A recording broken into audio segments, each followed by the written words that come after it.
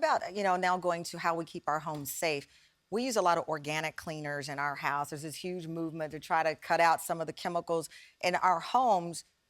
Are the organic chemicals as effective as some of the more traditional things we use? Right, and I understand that desire to cut back on chemicals that we're exposed to, but this is not the time, Tamron, to use something that you're not sure has the right concentration to kill this virus. So what do you mean by that? So I would refer people to the Environmental Protection Agency. They just put out a list of over 300 cleaners, household cleaners, that are effective in killing this coronavirus and other viruses around the home. So go to that list and find out before you clean your that list. Okay, hand sanitizer in kids. I use a non-alcohol hand sanitizer for my son. He's 10 months, thinking I'm doing the right thing.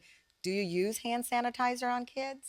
You can. It is safe to use. But the mainstay of protecting ourselves right now should be washing our hands. I mean, really, really. If you're, on the run and you don't have access to a sink with warm water and soap, then you would use a hand sanitizer. I'm gonna have to be honest with you. I was stunned by how many videos had to show people how to wash their hands.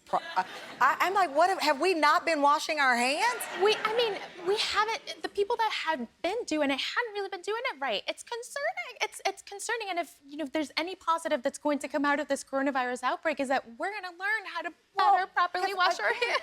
Right. Well, because my team and I were talking, and I was in morning TV for 25 years, and I said, "Oh, come on, guys, we don't have to do another segment on how to wash your hands. Our show is we talk about smart stuff on this. People know how to wash their hands," and I'm like, "Okay, we don't." No. Clearly. No, and it's actually, so in my medical training, it was actually part of my medical training. Like, they had to make sure that we all, and surgeons They teach doctors how to wash their hands? Yes. Because I love our audience. Yeah, sorry, I didn't know. You don't want to be transmitting and passing germs to your patients, so we all have to be properly trained. Now, the hand sanitizer issue, we know that a lot of people have been hoarding it, buying it up. I went on Amazon, not one brand was available, and those that were available had been marked up tremendously. You see the shelves here.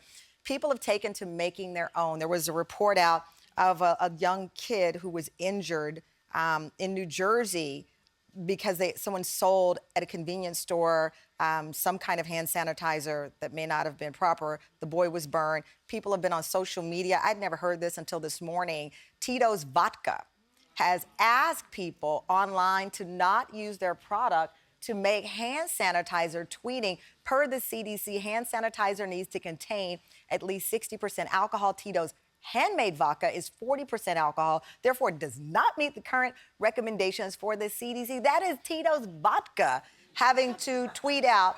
So, I mean, it's funny in a way, but people are so nervous, and I think so, in some ways, rational and irrational. Right. Because it's all over the place, the stories. It's just inundating us. That's right, and that is my concern as a physician, that fear makes us irrational. Yeah. And it's not that hand sanitizer is not a good option. It is. If you don't have access to soap and water, if you're on the run, it's a good option. But it's the freestyling it with different ingredients. Okay. So, I don't want to take anything for granted, so we're going to head over here because you have how to make proper handmade sanitizer over here on our set. Yep. I did not know that you could make hand sanitizer, but the mayor of New York was on yesterday saying he makes his own. So here's the safe way to do it. We already have this part made. So what are the components here? So these are things that you probably already have at home. So this is rubbing alcohol. Very important. You want to make sure that it is at least 91% or higher. Got it. This is aloe vera, and then some essential oils, which are just for scents and are optional. Okay, so this is just for so your hands don't, it has a little flavor to it, smell. That's right. Okay, now the aloe vera, I was also worried that the fact that we're washing our hands more, using hand sanitizer more, is that breaking down some barrier that we need to keep us healthy? You are right on, Tamron. So the aloe vera is for moisture. It is precisely so that we don't over dry our hands with the alcohol and then lead to some cuts that then predisposes us to infection. Okay, so we need that to keep us from damaging, I guess, our layer of skin and creating more of a problem.